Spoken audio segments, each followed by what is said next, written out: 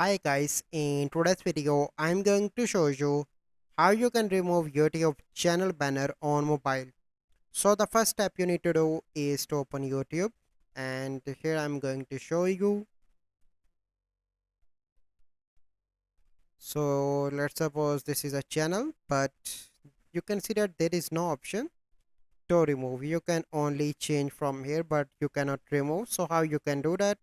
So for that you need to open any browser. So we are going to open this browser. Okay, and let me do the process, and here you need to search for YT Studio.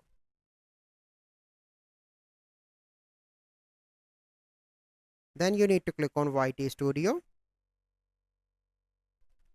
and it will open a channel dashboard. So once it is open, you simply need to click on this. Let me zoom in so that you can easily see this icon here, channel customization, and then you need to click on branding. Once you are here you can see picture and banner image. So we want to remove banner, so we simply need to click here, that is remove, and now it is removed. And then we need to click on publish, and here you can see that now it is removed. So you can check it on YouTube as well. So this is the process. I hope you find this video helpful.